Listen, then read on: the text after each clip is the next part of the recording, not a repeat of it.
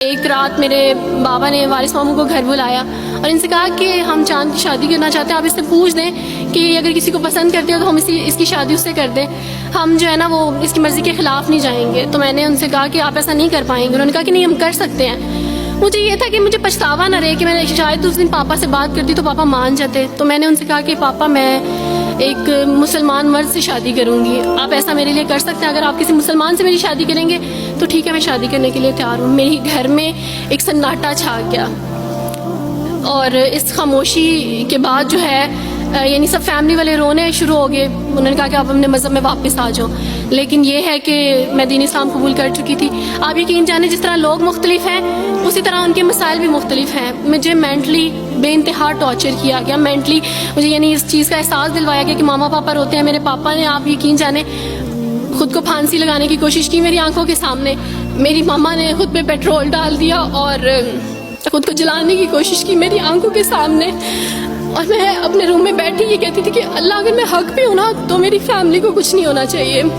پھر بہرحال مجھے میری فیملی سے نکال دیا گیا، یہ اس ڈر سے کہ میری وجہ سے دوسرے بہن بھائی بھی اس راہ پہ نہ چلے جائیں، اور وارث ماموں کو بلا کے مجھے گھر بھیج دیا گیا، ان کے گھر بھیج دیا گیا۔ جب میں گھر سے آ رہی تھی تو وارث ماموں نے کہا کہ بیٹی اگر آپ کا کوئی سامان ہے تو آپ لے لیں۔ تو میں نے ان سے کہا کہ اس گھر سے صرف ایک ہی چیز میرے ساتھ جا رہی ہے اور وہ ہے میرا نام جو ماما پاپا نے مجھے دیا تھا۔ میں چاند رات میں پیدا ہوئی تھی اس لیے انہوں نے میرا نام چندہ رکھا تھا، بس وہ نام لے کے آئی۔ آپ یقین کریں ہمیں کہا جاتا ہے جبرن اسلام قبول کیا جاتا ہے، اسلام قبول کرنے کے بعد وہ جبر کیا جاتا ہے کہ آپ سوچ بھی نہیں سکتے۔ آپ کو اپنے ماں باپ سے ہی ملنے نہیں دیا جاتا، آپ کو اپنے ہی چھوٹے بہن بھائیوں کے پاس نہیں جانے دیا جاتا۔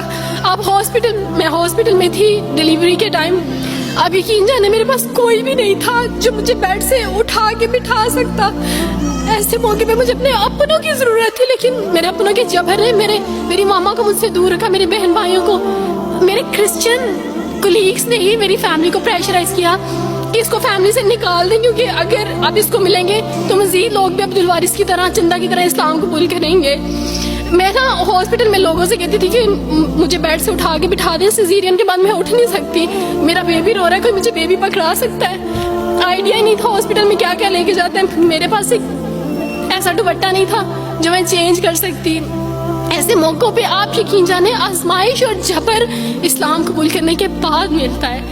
مجھے آپ سب سے توقع ہے، آپ سب اسلامک اداروں سے توقع ہے کہ اب آپ ہمارے لیے سٹیپ لیں۔ ہمارے اپنوں نے تو ہمیں چھوڑ دیا، انہوں نے جو ہمارے ساتھ جبر کیا اس جبر کے بدلے آپ ہمارے ساتھ نیکی کریں۔ اب آپ کیا سٹیپ لیتے ہیں نیو مسلمز کے لیے جن پر یہ الزام لگایا جاتا ہے کہ ان پہ جبر کیا جا رہا ہے؟ ہم پہ جبر نہیں، ہم پہ جبر اسلام قبول کروانے والوں نے نہیں کیا، بلکہ جن کے گھروں سے ہم آئے تھے اسلام قبول کرنے کے بعد جبر تو ان کی طرف سے تھا۔